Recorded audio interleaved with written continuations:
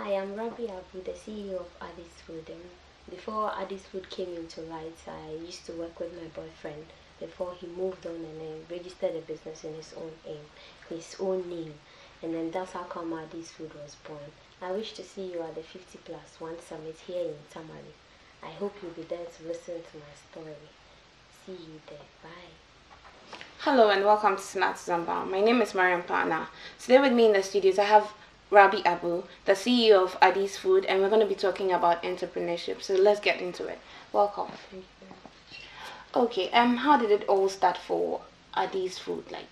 Everything from the start of things. Okay. Thank you very much. It all started when I was in university. That was in my level 100. I attended lectures at a certain place and nothing was sold. It was very scotchy, tasty and all that. So I started the sobolo selling over there. So that's how we started. Oh, okay, all right. Okay, so when you started, how was it for you? Because, as a student and having to do that, yeah. I was doing it like very small quantity. So as they like it, it increased. So I had to now speak to my friends and they join me and we do it. So even if we're having the SLC week, I get the order to do all the drinks for the SLC week and all that. So that's how we started. Wow, that's quite fascinating because you said you started in level 100. That's something, because for a lot of us, you just believe in going to school and you don't start anything like that and all of that. But what gave you such inspiration? Not that fine, there was a problem of people not having things around and all of that, but why did you decide to go into business? You were in school, you could just study and leave. Yes, I could tell you what motivated me was my mom. Okay. Actually, because she never had the opportunity to go to school. But her main motive was to get me very educated. But she was always in the market, selling, traveling, selling. I said, should we all be about coming to learn? Let me also try this. And along the line, I went to learn how to do yogurt. I bought a popcorn machine while I was in school. So all of this all add up, and then if you're having any activity, any entertainment, as one called upon, and then I do all of that. Okay. So how has it been for you? What are some challenges you've had to encounter in this business? Lots of the challenges. Can I actually count them? Let's hear the main ones. Lots of them. Some of them are like capital. Because you want to be in business and you need money yourself too. So you see, even if whilst I was doing my national service, getting my 699 or something like that, that means I had little to spend. I had to save more, put it into my business. So it's very challenging, like getting capital in this part of it. And the second thing has to do with people's perception. They be like, oh, but sobolo dear, they are just selling it in town 50 pesos. Why should you brand your own and come and tell us it's 2 CD or 1 CD 50 pesos? So you have to give it to me at this cost. I asked them a simple question. You do the mathematics. Go and find out how much the price of a bottle costs, how labels cost. And then what I'll put in will be quite different from what others will do. Yeah. So it's also a challenge. Okay. All right. So with everything that has gone on with that, why do you still keep pushing? Because I can see that you're working. So why do you still keep pushing into a business when you could just relax in your office or anything of that sort? No, I'm not even giving up now. Wow. Yes, I'm not. Okay. So I get to where I am, where I want to see myself. I won't give up now. But why not? Because you have work, so. Yes, I don't plan working forever. Wow. Okay. I plan to one day sit down and also view people working for you. Yes. Okay, that's fine. Okay, so a lot of times in northern Ghana, okay, we find young girls not wanting to go into business because they're either in school or they feel like a man has to take care of them, so there's no need to hustle. What do you think about that? For me, I always say, even my siblings or cousins, I always tell them, why sit at home? Why wait for someone? Someone should go and sweat and come and give the money to you. Just look at this. If, for example, I'm giving you 100 cedis, if a day I'm being marked like 50 cedis, that means I've gone to work for you like 2 days. Yes. It doesn't make sense. You also have to fight for yourself. Life doesn't end after marriage. You go to, your husband goes to work and you're home.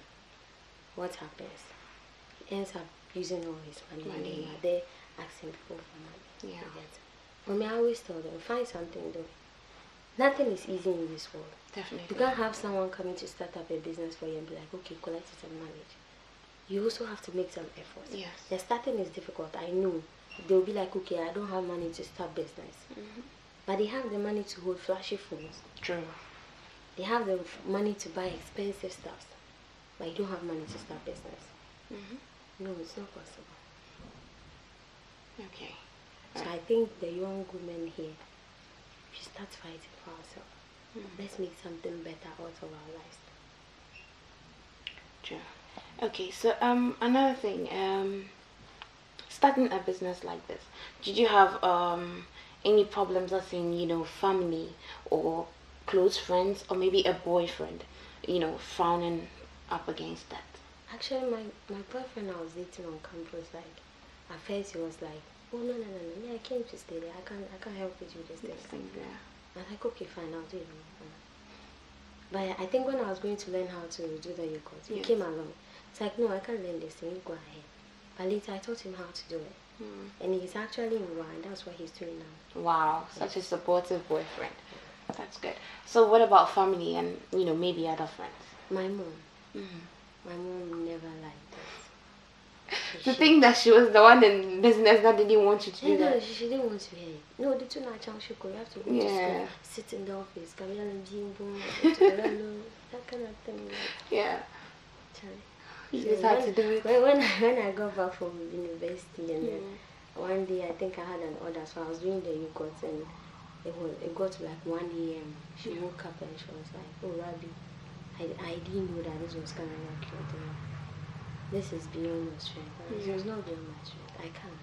I'm used to it.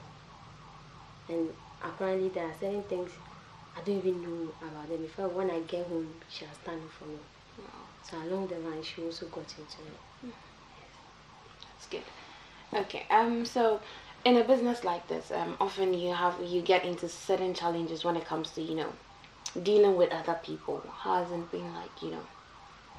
Dealing with other people. Yes, maybe customers, people that need to, you know, your services and all of that. Because like you said, they think that it's just sobolo you can find somewhere. So, you know, what has been some of the things you've had to deal with? It's really difficult, but sometimes when you believe in what you do, the customer will understand you. Okay.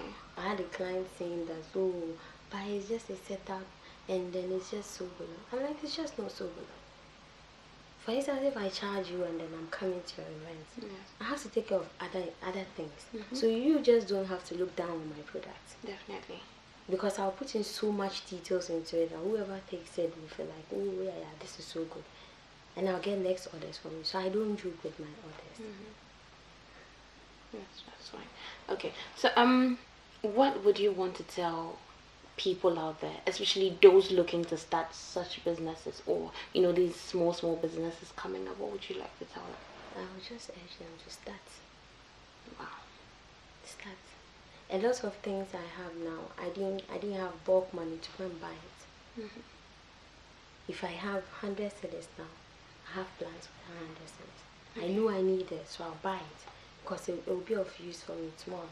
Okay. So I don't spend it and expecting tomorrow I'll get and go and buy it. It's not done anyway. Okay. Alright, so you mentioned that you went to UDS. What course did you study? I actually did 5 years in UDS because I studied a diploma.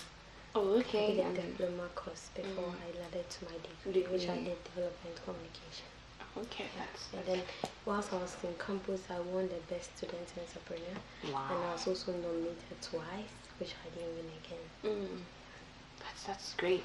And so I think most UDS people know me by Rabi Abu. Oh, okay, okay. And you mentioned you were the Women's Commissioner? No, I stood for the Women's Commissioner. Oh, you stood. Okay, all right. Okay, wow. Then you've had it in you. Okay, that's good. All right. So, what do you do now apart from Adee's food? Okay, yes. I work with an insurance company. Okay. Yes, and I'm a marketing officer. Wow. So that's where great. you can insure your building against fire. I'm sure I'll come back for it. All right, that's fine. Okay, so earlier on you mentioned your boyfriend being all supportive of your business. So eventually got him to help you out with certain things, and he even started his own.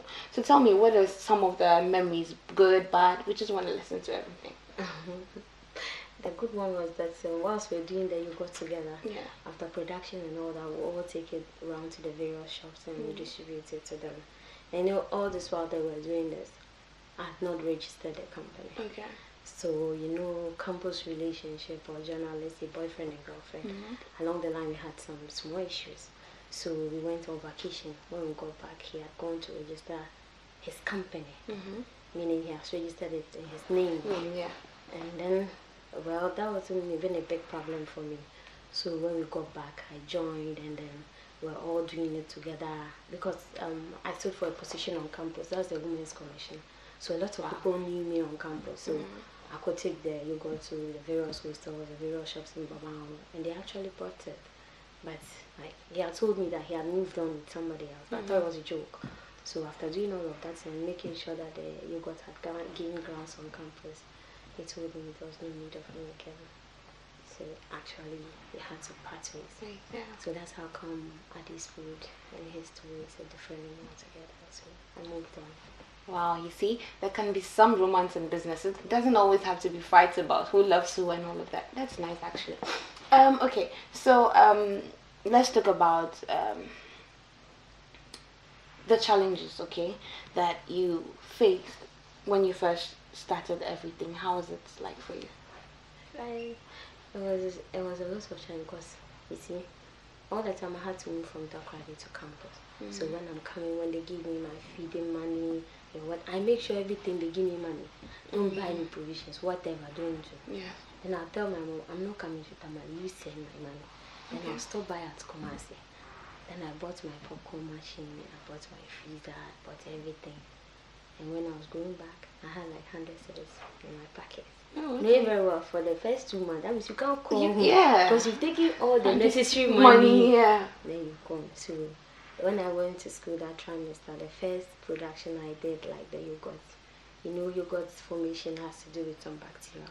The yogurt refused to form. Wow. That means no production, no yogurt, no money. All the money is gone. So I was like, hey God, this one you're right here. So I was so full, and I had friends who understood me because anytime I had orders, I do kebabs, I do meat pie, I do everything on campus.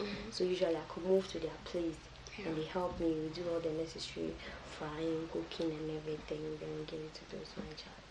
So even at a certain point in time, aside the yogurt and all that, some guys especially are very lazy to cook. So you don't cook, you bring the money. I'll cook for you and then bring it to you. Wow, that's nice.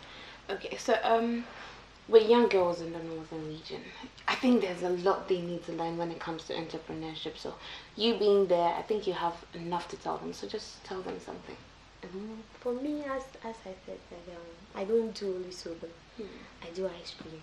I do the yogurt. I do zonkom. I do poha. I do juice. I do smoothies. I do cocktails. I do pastries. All of that. Quite a lot. Why limit yourself? I even posted on my Facebook page that I need people to train them. Nobody showed any interest for free. Really? Nobody showed interest. Wow. Wow. That's really a problem. A big problem. Nobody showed interest. All we are looking out for is money. Quick money, actually. Yeah, quick money.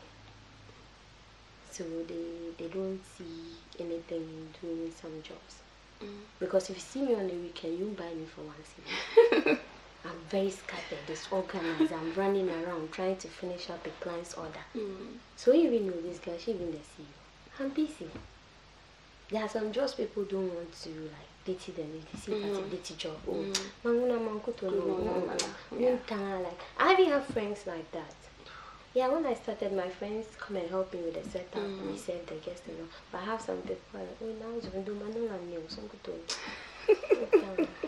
You see that thing? Yes. Our perception is very narrow. True. Why, I just don't get it. Why as a young lady, be like, I'm waiting for a guy to give me money, God, excuse me, a lot of people have 10 fingers. Some of them are not even having an official job. No business. Nothing. Even if you don't have the idea to create a business, you can join someone. Yes, that's true. And now a lot of people are even opening up training. Every day they are training parasol making, whatever making. Yeah. But who even told you that when you start a business, that day now you get profit? No. True. Everything has its difficulties. So you start today, it might not move on well for you. You start tomorrow again. The next day, as you grow, then things get better. When I started, I went to do somebody's wedding setup for over like 100 people. Yeah. Person paid me 300 cedis. And it took the person like 2 months before the person paid that. Wow. And then even if you see the setup, you even think it's a 300 setup. But now you can't come and discuss that business with me. I won't take it. So it's a process. So our young women, when you go to South, and here too, we have a lot of northern drinks. This paha. Right now, people have even done it in canned drinks, bottled drinks, and they're selling it. True. But here we look at people also started small before they had their big companies and their huge companies. So what are we waiting for as women in the North? I think this girl, there are some people who are even marketing their share nut or share butter very well in the South, more than we the North. Yes, true. I've not even seen any North now out there who is marketing the share butter really well. No. It's quite a problem. A big one. So we all need to start something. Let's also market what we have in the North. Let's push it out there. I was doing a setup at the stadium and someone walked to me and asked me, oh, why am I using kente? Why am I using kente for my deco? Why not the northern cloth? And I said, well, I appreciate your concern, but have you realized the kente, we have the fabric one. It's very light. Yes. Our northern footwear is heavy. Heavy, yes. And then that's a huge sound of money. Yes, that's true. I set up, I need like so many yards of clothes. Yeah. So how much am I going to buy the northern cloth? True. Because that costs like 250, 300 and all of that. So how are you going to use that for? Something like that. And something that people are not even willing to pay so much for. That's true. Okay. So the little we have, let's all get into something. Let's all do something. Then if you can't create a business, I know partnership is very difficult. But you join with someone. Maybe don't involve money, but just be like, well, I want to come and be supporting you. As time goes on, you see, you also get your own idea to do something different. That's quite okay. Alright. Okay, so to sum everything up, where do we or how do we get to Adee's Food? Like, if I need services, how do I get to you? You just have to call us. Okay. You don't have a shop yet, or I'm still working on it. Okay. It's around the new stadium. Okay. That's good.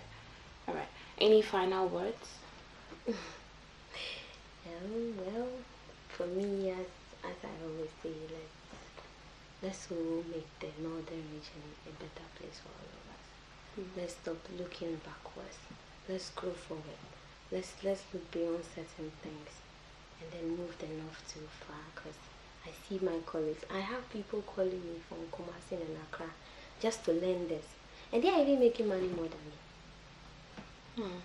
Yeah, that's how. They are making money more than me. People are frying yam. People are doing a whole lot of things down south. But what are we waiting for here? Let's all help. And then please, to the various customers, if you are coming to book someone, don't just look at, oh, this thing is how much. Yes. It takes a lot to have a business, so to get it running. Sometimes I had this NGO, they gave me some 2 girls to train. And then after their training, the girls said they are not leaving. They've been with me. If I'm at work, I have others. There are those standing in for me. So I don't know why others will feel like they want to sit down and not do anything. It's all a gradual process. So sometimes people call me and then I've never disappointed a customer before. I always make sure that I meet my standard. All right, okay. Thank you so much for coming, and we wish you all the best. Okay, this has been Sanatu Zambang. See you same time next week. Bye.